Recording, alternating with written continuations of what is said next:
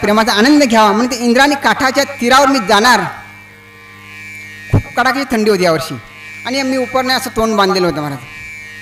उपरने तोंड बांधलं होतं आणि समोरून एक माणूस आला. म्हणे रामकृष्ण हरी माऊली. म्हटलं रामकृष्ण हरी. म्हटलं कुठनं आला तुम्ही. म्हटलं पनवेल मुंबईवरून आला आम्ही. मग तुम्हाला गाथा वाचायची आहे का. अरे म्हटलं मला गाथा वाचायचे काय ह्यांना कसं काय कळलं. बरं ठीक आहे मग तुम्हाला गाथा पाहिजे आहे का. मी क्षणभर हरवून घे. म्हटलं गाथा पाहिजे पण थांबा. त्या माणसाने एक सुंदर नवी कोरी अशी गाथा आणून माझ्या हातात टिकली. म्हटलं महाराज किती पैसे. नाही पैसे नका तुमची वाचायची इच्छा ना घ्या वाचा तुम्ही बसा. अरे त्याला माझ्या मनातला भाव कळला तो फक्त तोच असेल. मी असं म्हणणार नाही की तो भगवंत होता पण भगवंताने त्याच्या हृदयाचा आश्रय घेऊन माझ्या मनाचा भाव जोडला. असं मन प्रसन्न वाटलं. आणि ज्या बाबाला ज्या भावाचा मनाचा भाव कळतो त्या भावाचा विस्तारानं वर्णन म्हणजे ज्ञानेश्वरी आहे.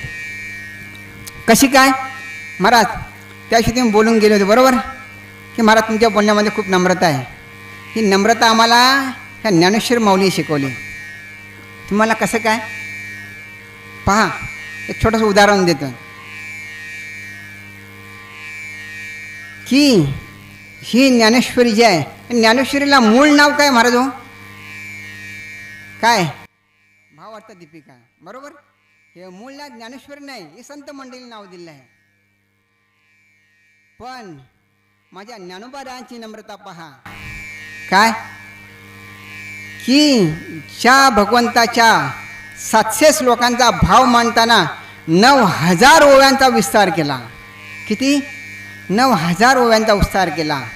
आणि इतका मोठा प्रचंड ग्रंथ या जगाला दिला असताना सुद्धा जर मी त्यांच्या जागी असतो मानायला काय हरकत नाही एक प्रमाण देतो म्हणून तर मी ह्या ग्रंथाला भावार्थ सूर्य नाव दिला असता. काय दिला असता कारण आपल्याकडे अभिमानाची भाषा असते ना. आपण थोडं केलं ना आपल्याला जास्त वाटतं. पण माझ्या माऊलीची नम्रता पहा. माऊली काय नाव दिलं भावाने या ग्रंथाला भावार्थ दीपिका. दीपिका हो भावार्थ दीपक सुद्धा नाही दीपिका. भगवंताला एक प्रश्न पडला की ही गीता श्रेष्ठ की ज्ञानेश्वरी. ह्या माऊलींकडे किती नम्रता आहे हो. ज्याने 90,000 व्यावांचा विस्तार केला त्याने त्या ग्रंथाला फक्त भावार्थ दीपिका नाव दिला. कारण माऊली जाणून होते की ह्या बाबाच्या मनाचा ठाव फक्त ठराविक लोकांनाच कळला. ठराविक लोकांना. त्याच्यामधले एक मारुतीराय होते माझे. महात्मा अर्जुन होता. कुंती माता होती. द्रौपदी माता होती. आणि त्यातल्या त्यात माझ्या माऊलीनं इतका विस्तारानं भाव जाणला असताना सुद्धा माझ्या माऊलींना तिलवर सुद्धा अभिमान नाही. ती नम्रता आमच्या माऊलीनं आम्हाला दिली बरं का महाराज. ही नम्रता आम्ही त्यांच्याकडून शिकलो आहे. हे आमच्याकडे गावची श्रेष्ठ ज्येष्ठ मंडळींनी आमचे आदरणीय परशुराम महाराज अर्चंद्र बाबा आमचे पाटील कंपनीची काही माळकरी मंडळी असे बरीचशी मंडळी आहेत. त्यांच्यामध्ये आदराचा भाव होता. आमचे गोविंद बाबा असे नाम जपता जपता ज्यांनी देह सोडला असे अधिकार मंडळी गावामध्ये त्या महात्म्यांचं तप या भूमीमध्ये आहे. म्हणून हा उत्साह इतका अखंडपणे आणि उत्साहानं प्रगल्भपणे फोपावत आहे ना त्या मागे या महात्म्यांची अशी ही ह्या जागेचं महात्म्य आहे. आणि ह्या मुंजेश्वराचं अनेक लोकांचं महाराज एक मत आहे. अनेक लोकांचा अनुभव आहे. ह्या हक्केसरशी उडी घाली. कधी कोणाची अडचण आली ना मुंजेश्वर त्याचं नाव घ्यायचं त्याचं संकट निवारण होतं. असं बऱ्याच लोकांचा अनुभव आहे. त्या मुंजेश्वराला सांगतो माझ्या पण कधी असं हक्केला उभा राहा बाबा म्हणजे माझाही भाव असा प्रबळ होईल आणि तुमच्याविषयी आणखी देवाविषयी आणखी विस्तार करण्याची प्रेरणा मला मिळेल. तरी असो तरी जायांचे वाचे पुढे भोज नाम गरजस माझे ते शस्त्र जलमी ओळखीचे एक वेळ यावया. आजचा पहिला दिवस म्हणजे नाम महात्म्यानं बरं का मला बरोबर ना बरोबर निवडला. आज नाम महात्म्य सांगण्याचा दिवस आहे. हे नाम जरी सोपं असलं तरी तेवढंच कठीण आहे. नाम खूप सोपं आहे हो पण त्याच्यात सातत्य राखणं कठीण आहे. आणि त्याच्यामध्ये दोष आहे काय ते फुकटचं आहे हो. आपण विकतची वस्तू आणली ना तिला खूप प्रेमाने जपतो आणि सगळ्यांना सांगू सुटतं मी एवढेच मी 5 लाखाची गाडी घेतली मी 10 लाखाची गाडी घेतली मी 50,000चा मोबाईल घेतला, कारण मोल दिला असता मग त्याची ते किंमत कळतं, पण जे फुकट असतं त्याच्याबद्दल मोल कळत नाही. म्हणून माऊली सांगतात की जयांचे वाचे पुढे भोजे नाम गद्दासी माझे जे सहस्त्र जन्मोजे एक वेळेला वाया. या माऊलीचा या ओवीचा भावार्थ असा आहे की जरी नाम सोपं असलं तरी ते अंतकाळी येण्यासाठी, जिभेवर येण्यासाठी हजारो जन्माची पुण्याई लागते. माऊलींना हे ह्या ओवीमध्ये अभिप्रेत करायचं आहे. असं आपण खूप बोलतो, राम राम राम कृष्ण हरी गोविंद गोविंद, रामकृष्ण हरी गोविंद. ह्या नामाचा निखळ प्रबंध माझी आत्मचेता उदंड विषेद गाती. अनेक नामा, सहस्त्रनाम आहे, अनेक नामं आहेत, पण तरी अंतकाली ही नामं येण्याला ना इतकं सोपं नाही महाराज, इतकं सोपं नाही. अनेक गोष्टी आहेत त्याच्यामध्ये. नाम जितकं सोपं वाटतं तितकं सोपं नाही. आणि जर नाम जर हे वाचेत शेवटी जर नाही आले तर चुकल्या वर्म फेरा पडे. वर्म चुकलं तर फेरा पडेल. म्हणून 9व्या अध्यायाचा विस्तार जेवढं कराल तेवढं थोडं.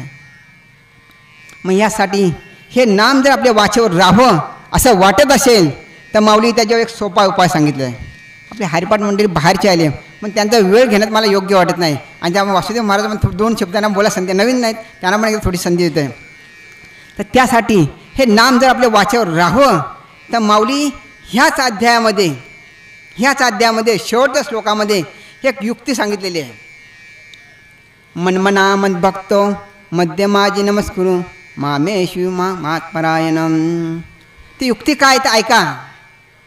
तू मन हे मिची करी माझी या भजनी प्रेम धरी सर्वत्र नमस्कारी मजे कांते माझुनी अनुसंधाने देखे संकल्पी जालने निस्से के मध्याची चोक याची नावे ऐसा मी याथिला होसी माझी या स्वरूपा पावसी हे अंतकरणी तुझ बासी बोलतचे असे. भगवंत म्हणतात हे अंतकरणाचं रहस्य आहे.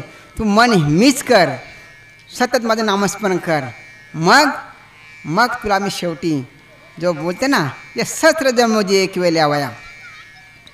त्या साधकाची अवस्था काय आहे ना शेवटच्या क्षणाला, ते आपले हेंदर बाबा गेले ना महाराज, त्यांच्या अंतकाली मी ते अनुभवले बरं का, अगदी जवळून अनुभवलेले.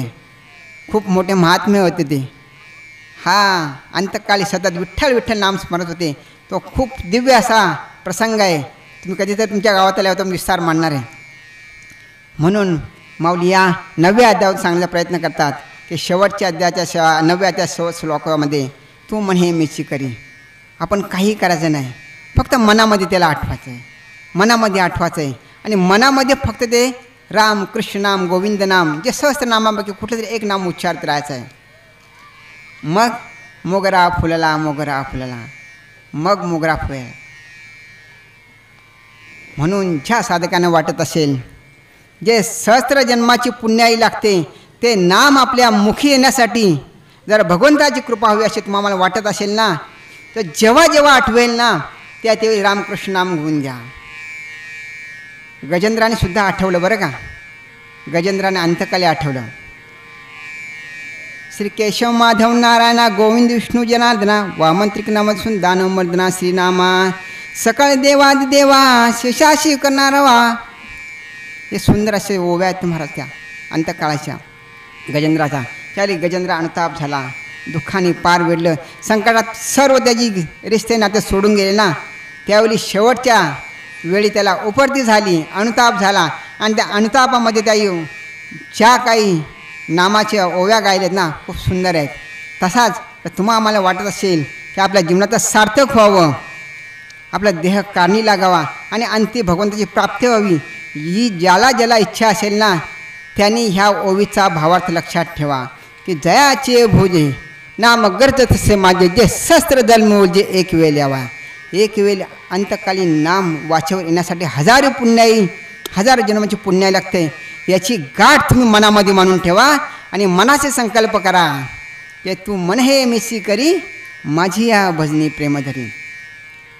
असा ओवीचा खूप थोडक्यात भावार्थ मांडण्याचा प्रयत्न केला. वेळेचा अभाव, आमची सगळी मंडळी हरिपाठ बाहेरचे त्यांचा मान राखणं खूप गरजेचं आहे.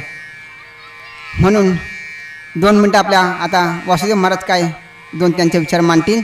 तर सर्व भाविकांनी त्यांचे विचार गोड मानून मी इथे सेवेला थांबतो. पुंडलिक हरी विठ्ठल श्री ज्ञानदेव तुकाराम पंढरीनाथ भगवान की जय. माऊली ज्ञानेश्वर महाराज की जय. जगद्गुरु संत तुकाराम महाराज. सद्गुरू वामन बाबा महाराज की जय. सद्गुरू सावळा बाबा महाराज. सद्गुरू अप्पा माऊली महाराज की जय. विठ्ठल विठ्ठल. हरे राम राम राम हरे हरे. हरे कृष्ण कृष्ण कृष्ण हरे हरे. राम राम राम हरे हरे. हरे कृष्ण कृष्ण कृष्ण हरे हरे. हरे राम राम राम हरे. हरे कृष्ण कृष्ण कृष्ण